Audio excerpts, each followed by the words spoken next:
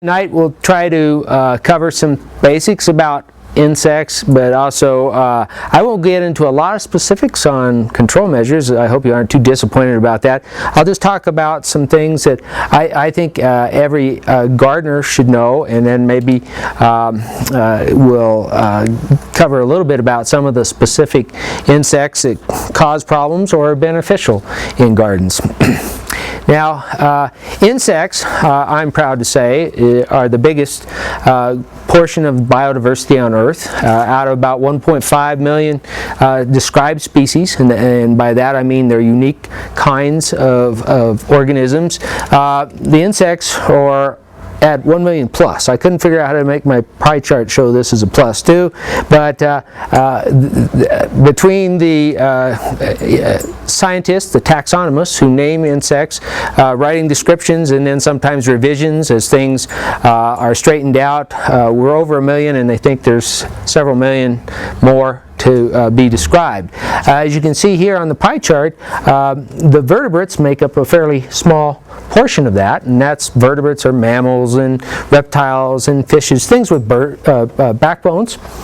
You also have the second most diverse group of organisms are plants, and as we all know, insects and plants certainly are dependent on each other. We're all dependent on plants as being the basis of the primary producers in the world. And with that, go on. Sometimes people think insects are pretty insignificant, and maybe individually they are, but when you think about it in a comprehensive sense, insects outnumber us in the world about 200 million to 1. And then, oh, they're tiny, that doesn't matter. 40 million insects on an average acre of arable land in the world. And yeah, well, they're tiny, but if you add up the biomass of them in the U.S. alone, the continental U.S., that's about 400 pounds of insects per acre. And if you divided the mass or the weight of all of us, humans are only account for about 14 pounds per acre. So they're very diverse. In actually fairly low grasshopper infestations, you can have over 200 pounds of grasshoppers per acre alone. So, and a grasshopper can eat its body weight daily in vegetation, and that's much more than any a cow or a sheep can. Excuse me, I'm sorry about that, Jenny. A lot of these insects and arthropods are very small. This was calculated from a paper that was done in 1943 in Meadows in England, based on the size, the area that a size 9 shoe would cover if you're taking a step in a meadow. You could potentially crush over 3,000 mites, 1,200 springtails. They used to be considered part of insects, but now springtails have been given their own class.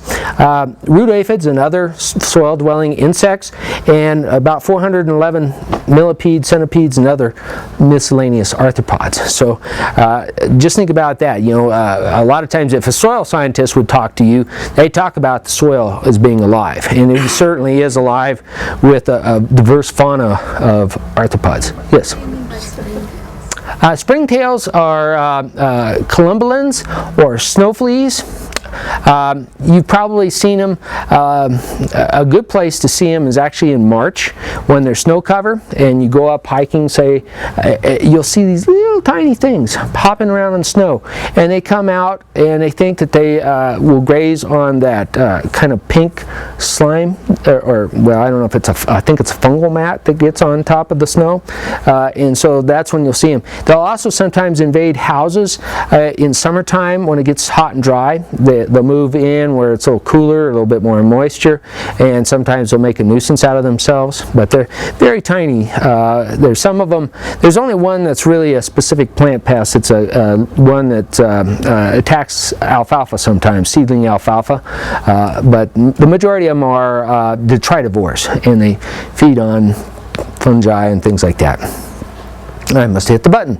Okay, so with that, maybe instead of the Planet of the Apes, we have a planet of bugs. And some people, you know, some entomologists might get upset by the term bugs because it's actually not an accurate term to apply it to everybody or every insect, but there are some that are specifically bugs, but the way I figure it, if you can't beat them, join them, so I use the term bugs. But this is a picture my boss, Dr. Alex Lachininsky, took in Central Asia, and those are locusts flying. So with that, there's a lot of diversity of insects, and Wyoming's, of course, kind of got a harsh climate for growing plants or being an insect.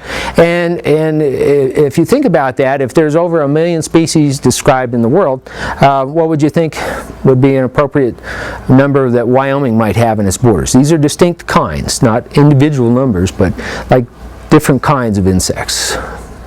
Any guesses? 200,000. That's a little high. Based on estimates of diversity, they think it's probably between 10 and 15 different, or 1,000 different kinds of insects. You know, like I said, on the soil, there's a lot of arthropods in there, and there's a lot of diversity in there that we really don't know much about. We're getting a pretty good handle on the larger insect fauna. Like we're pretty certain that there's about 106 species of grasshoppers in Wyoming. In our collection at the university, I have just about all of them represented, but it depends on taxonomic studies. Some of the grasshoppers that look alike may end up being individual species, but and no one has done a thorough inventory, and it's probably going to be quite a while before we get a thorough inventory of the insect species in Wyoming. But compared to the total number of described species of mammals on Earth, which is only 4,400, insects are quite diverse, even in Wyoming. Now, why are insects so successful? There's a couple of hints in this photo here with this pretty bumblebee. One of the things is the ability to fly. The insects, essentially, they're early ancestors in the evolution of insects went from being able to glide to actually having flight. And unlike birds or bats, they didn't give up appendages to do so. They still have 6 legs. They just developed wings. And they have, insects can have 4 or 2, or they've lost their wings for reasons that maybe is more advantageous. Like if you're a flea on a dog, you don't need to have wings. You're riding around on your host.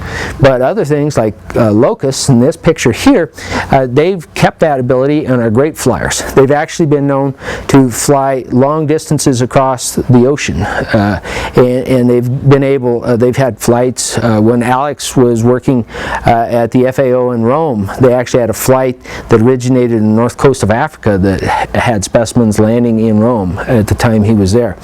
So they're great flyers, and that allows them to expand and take advantage of a lot of different habitats and move around. Another thing that's a real advantage for them is their exoskeleton. When you're really small, like most insects are, you've got a lot of surface area for your volume of body, and so they would have trouble maintaining enough moisture in their body if they had a skin like us. So they have this very efficient exoskeleton that provides good protection. This is a big stag beetle, and they can be fairly large from the end of their mandibles. These are mandibles that the males have that they use for fighting, to there they can be about 2.5 inches long, and yet they can still fly. Their front wings have been modified into these sheaths or elytra that protect their flight wings in their body, and then the functional hind wings for flying fold up very neatly underneath that. So the exoskeleton is good. It provides a lot of protection for them. So how do they grow if they have this hard exoskeleton? Well, they have to molt. and they go through a process where essentially they form the new exoskeleton, and it remains soft until they go through some changes, and they split the old exoskeleton and they squeeze out of it, and then at this time they're very vulnerable. They're fairly soft, and many predators can take advantage of them when they're in this stage, but they usually use gravity to help fill out their wings. In this case, they fill the wings full of their blood or hemolymph, and then it hardens. They have a chemical, a hormone that they use, ecdysone, that hardens their cuticle, and so that's how they can grow despite having this hard, like, suit of armor that they wear. So if we look at how some of the insects grow, some of them go through a process of complete metamorphosis. They go through this big change in their body form. So they start out as an egg, and then here's the familiar caterpillar. And the caterpillars, they still have to molt, but they don't have such a thick, hardened exoskeleton, but they still have to molt in order to grow. And when they've reached the end of their larval stage, they can go through, they form in the case of a butterfly, it's called a chrysalis. A moth is called a cocoon traditionally. Usually a pupa is a good generic term for that stage. And they go through this big body change from being a worm-like creature to this beautiful creature with wings. Another advantage that insects have, when you think about it, is small size. And this picture was taken up near Lander. These are clear-winged grasshopper nymphs coming out of the ground. Well, they're actually probably mainly seconds and thirds here. The second or third stage is out of the ground from the egg. But they're actually pretty large. When we talk about the insects that dwell in the soil, they're microscopic compared to these guys. But that small size is an advantage. You don't need a lot of resources. When you think about the resources that, like, dinosaurs or elephants need, it was quite vast, whereas if you're an insect, you can get by with just a little bit of food. So some insects, like grasshoppers, they go through incomplete metamorphosis. So when they hatch out of the egg, they look essentially like the adult, only they lack fully developed wings and they're sexually immature. And they have to molt to go in between each stages. Now there's some insect control products that affect these stages, this developmental process, and are pretty non-toxic to other vertebrates. So it would be toxic to something that goes through molting or develops chitin in their exoskeleton, but these products have been developed to either attack the hormones that control this process, like juvenile hormone, or they affect the molt itself. And so there are some work, there's always work being done on controlling insects, but trying to do it in a way that doesn't harm other non-target organisms. You might notice grasshoppers is a kind of a common theme in here. That's because both my boss and I really like grasshoppers. But actually, reproductive potential.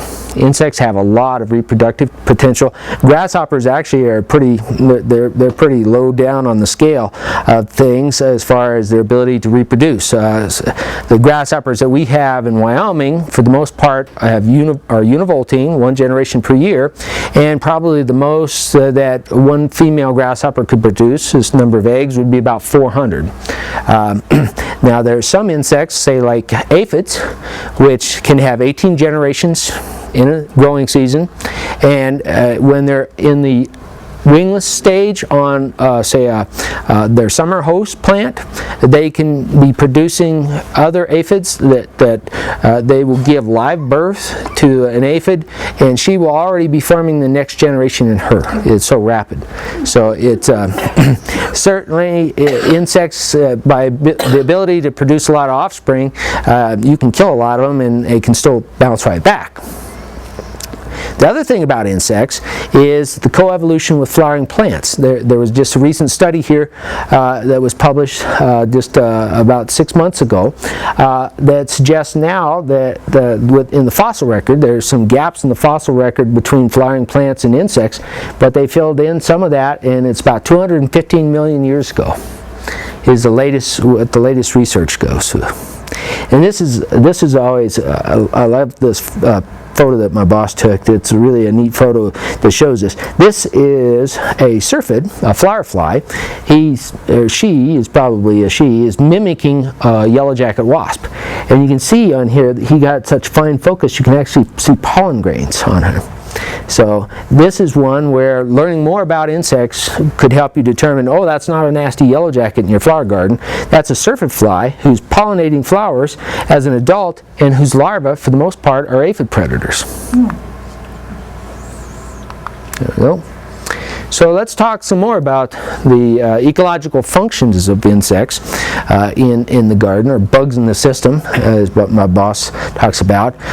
You can have, in this case, a lot of these insects that you may not recognize as being beneficial. I could never see my mom looking at a tachinid and saying anything but, ooh, what a big ugly hairy fly. You know, that's what she would have said. Despite having all that pretty orange color. But they're actually not given much credit for being pollinators, and they're both predators in a way. The tachinid flies, they lay larvae on insects like grasshoppers or beetles, and the larva penetrates into the insect and eats it from the inside out. The mud dauber is a little bit, well, I don't know if it'd be worse to be the prey of a mud dauber or a tachinid, because the mud dauber, what she does is goes along, she captures an insect or caterpillar, it depends on the species of this type of wasp, and paralyzes it, and then takes it down into a chamber and lays an egg on it, and then that egg will hatch and eat that insect essentially while it's partially alive. It keeps the food fresher that way. So pollination is, of course, a very important thing that insects do. The pretty flowers that the plants developed once the angiosperm started are for insects. They're not for us. For the most part, you can even figure that out some more. If you look at flowers under black light, under UV light, you'll see patterns and shape on there because most insects see into the UV spectrum. And so what looks like a plain white flower to you and me, when you shine a black light on it, can often have very elaborate patterns that help guide the insects in there. Even this nasty old green bottlefly, which the larva of that might have developed on in a compost heap or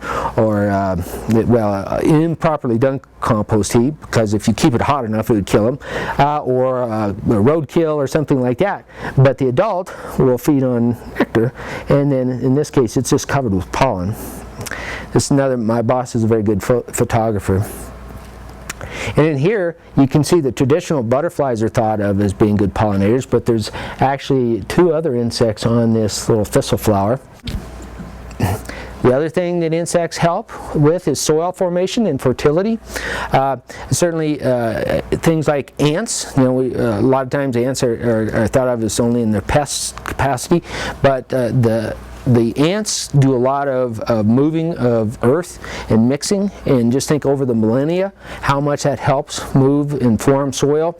You also have things like the dung beetle that you can have out on the prairie that helps recycle the nutrients that are in the manure of large animals and bury it right into that top layer of soil. So certainly insects can provide a lot of help on that, maybe not so much in your garden. Decomposition of other sorts, in this case this was in Central Asia, and this was an area that was being heavily impacted by these locusts, and you can see here that maybe they've run out of vegetation to eat, so they're eating cow manure there, but that helps recycle. And often out on the prairie you'll see grasshoppers, especially early in the spring when the moisture is pretty good and the grass is lush.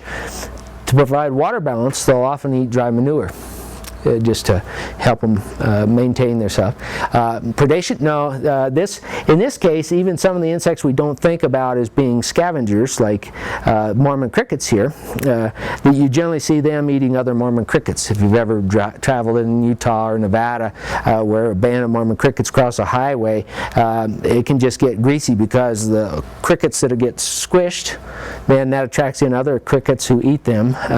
But they're just a broad spectrum omnivore. They'll eat plant tissue, or in this case animal tissue, and aid with decomposition and nutrient cycling. Now I get some people, just do not like insects, and they would say, aren't all bugs evil? Aren't they just, they're just all here put to be a nuisance, except for maybe a honeybee or a butterfly. I could care less about them. Well, actually, it's less than 1% of that over a million species that have been described that compete with us for our food, like our forage for animals or our food crops, damage our structures, or feed on us directly or feed on our animals and transmit diseases. So the vast majority of insects are doing ecological functions that are of benefit to us.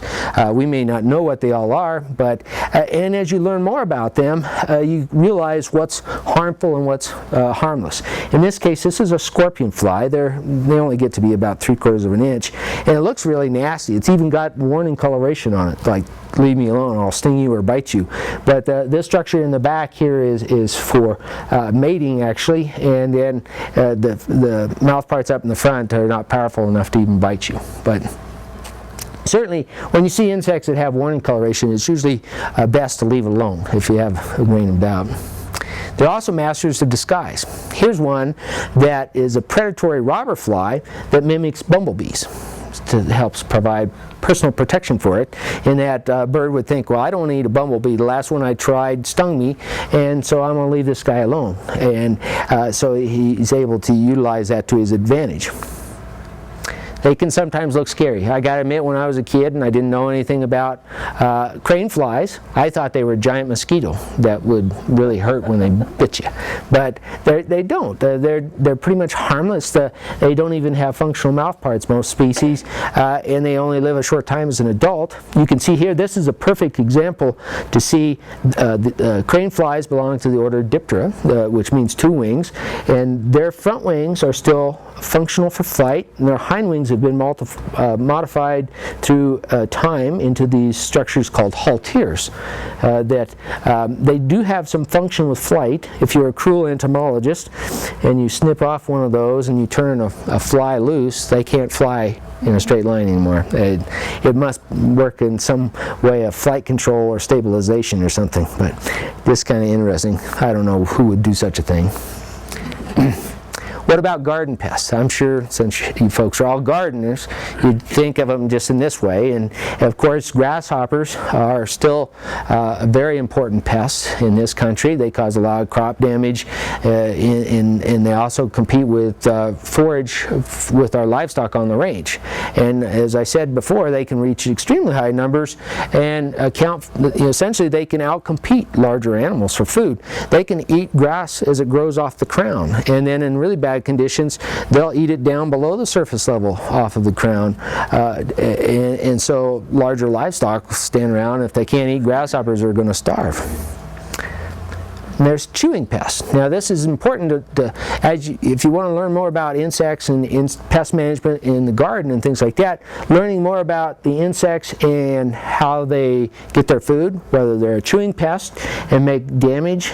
Some of the damage is very distinctive, like the black vine weevil or the strawberry root weevil, those types of things. I've brought along, everybody can have their own copy of a bulletin on the black vine weevil. This is a relatively new insect to the U.S. The black vine weevil and its close relatives were brought over here from Europe, and probably in containerized plants. And they're kind of interesting. They've never found male black vine weevils. They're a flightless beetle, so their elytra have been fused to provide protection. The adults are all nocturnal for the most part. They will sometimes move into houses in the summertime when it starts getting hot and dry. But the adults do some quite extensive damage on leaves, but usually it's not enough to really hurt anything the way they eat, but it's the larvae of them that can really damage containerized plants or newly transplanted plants, because they feed on a variety of deciduous shrubs, and then also things like strawberries, those types of plants. The root larvae will really set things back. I actually have a lilac, which I bought at Home Depot in Cheyenne about 9 years ago, and it's never gotten more than about a foot high. Even though I've treated it, it just got so stunted from the damage to that thing. I should probably pull it out and get rid of it, but I figure it'll be like a bonsai lilac someday, you know. I have a huge lilac in my yard. It's huge, and these guys attacked it, and I walked out there one day and all the leaves had just gone because it had injured the roots enough that it wasn't transpiring enough water, so the whole plant wilted. Yeah, it's How big are those? Did you treat it? Yeah. they're not very big at all. They are, well, here I'll show you. There's a picture that gives you a scale in here that I took with a match head. So they're not very big, and like I say, if you don't go out at night, you won't even see. You might go out and look at your peonies and see some poor, you know, say just a regular old hemipteran on there with a piercing sucking beak and say, oh, I'm going to get the bug spray and kill him, he's doing this to my plant. Well, no, that would be wrong, because, you know, he might be something good like a nabbit and is a predator of other insects that might eat your plant. These things, like I said, they're almost all nocturnal, and they'll come out at night. And you can also set up cups, make kind of like pitfall traps, and that will monitor for them. But just about anywhere in Laramie that has lilacs or these other pretty common garden plants, you can see this characteristic notching in the leaves. So we got this bulletin everybody can take. It's free for the taking. And certainly it's tough to keep up with control measures all the time. You know, when we wrote this, we wrote up some of the control measures that were available at the time, and certainly they can always have changes in labeling. There's a new product out that is based on a fungal pathogen of insects that, if you're making containerized plants, might be a good product. What you can do is you can incorporate that in your soil mixture, and then this fungal pathogen spores will be there in case black vine weevils try to put their eggs in that container, and then the spores, when they come into contact with the root weevils grubs, will attack them. So essentially it's called Met 52 is what it is. It's from a company back east, and it is available, but it's not listed here. But other chewing type pests, this is an interesting one because my boss, who's originally from St. Petersburg in Russia, when he goes back to Russia, they'll often ask him, well, where are you at in the U.S.? And he says Wyoming, and he gets a blank stare, and so he'll say Colorado, and they all go, oh, I know Colorado. And this is why they know Colorado. This is a Colorado potato beetle. And it's the #1 pest of their field crops, their common crops like potatoes and sugar beets and things like that, or other solanaceous crops. But certainly it is a major pest of potatoes there. And it's an interesting one because many of our pests are transplants, in that they can come here like the black vine weevil, and they've escaped the native predators and parasitoids that would keep their population under control usually, and here in the U.S. they have free reign. Well, this is the opposite, in that the Colorado potato beetle was fed on native solanaceous plants related to like nightshade and jimson weed, things like that. And then when we started farming potatoes, well, potatoes are a solanaceous plant, and we created a great habitat for it, and it was accidentally transplanted to Europe and Asia. So, but chewing pests include this, types of typical leaf damage. So getting the ability to recognize these leaf damage is very important. And this book, which I'll provide you some more information about, this is the one that Dr. Whitney Cranshaw wrote up on the garden insects of North America. It's a great book because he includes lots of photos, but he includes, he organizes it based on the types of damage that you're seeing, and then he includes pictures of the damage. So it really helps you. You can utilize all your knowledge of garden plants too, because you can go in the back and it has a glossary and appendices about the plants. So if you're having chewing damage on your potato plants, it will refer you to the possible suspects. Some of the chewing pests are really not eating the leaves. This is a leafcutter bee. There's lots of different species of them. Many of them are native. One of the more common ones that causes problems for people, it was one that was brought over to help pollinate alfalfa for seed production. But it's very interesting to see. They come in and very rapidly will cut out these sections, and you'll notice there's two different forms. There's round and oblong. And what those represent is they're making a nest cavity of the oblong ones, and they have a cap at each end, and they'll stock that with pollen, and then they'll lay an egg on it, and then they'll make the next one in a cavity. So this can be either an artificial nest box that is created for them with holes, like you'll see if you've ever traveled in the Bighorn Basin and gone by fields, and they have these plywood shelters or shanties out there, and they might even have weird designs painted on them. You wonder, what the heck are they doing out there? Is this a place for the farmer to go take a rest break or something? No, these are actually structures created for the leafcutter bees, and they provide they pay a lot of money to buy the leafcutter bee pupa, and essentially then release them in their field and get the pollination services, because the increased production of alfalfa seed that occurs from their activity. This is one where alfalfa is not a native plant to the U.S., and so they brought over Megachile rotunda, the alfalfa leaf-cutting bee, to provide pollination services. And then there's some of the insects that use piercing sucking beaks, and they actually suck the juices out of plants. This is a highly magnified photo of aphids, the wingless variety. There's some aphids at different stages where you'll see they'll have wings. But at other points of the time in their life cycle, they will be wingless, and they'll just be concentrating on feeding and reproducing. A new pest to the U.S., I think, I can't remember if it was like 1999 or something, it was introduced into the central Atlantic states, the brown marmorated stink bug. But this past year has been found in Colorado. Dr. Whitney Cranshaw had 2 samples given to him, and they think it has established down there. It is a pest in many respects. It feeds on a wide variety of plants. It's especially a big threat to fruit growers because of the damage that it can do to fruit. It'll also damage, before the fruit forms, it can feed on the young fruit trees and cause damage to the bark, make entry points for diseases. And then the other nasty habit that this particular insect has was to overwinter, it'll gather in people's houses. And it is a stink bug. It lives up to its name. They have scent glands, and so they're just obnoxious to have around completely. We have a native insect that looks pretty similar to it. It doesn't have the white, it has more like dark brown and kind of cream.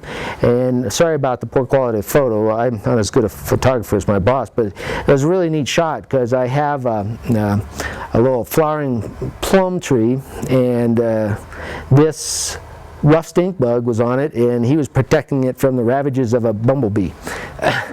But see, it's hanging on that leaf, and the only thing it's got a hold of that bumblebee with is its beak, and it's sucking the juice out of it. That's a bad day for that bumblebee. But they look kind of similar, but there are differences. But we're looking for that particular pest. There's probably not much we can do about it, but I have a handout here of that pest, and if you come across one or think it might be one, please contact me.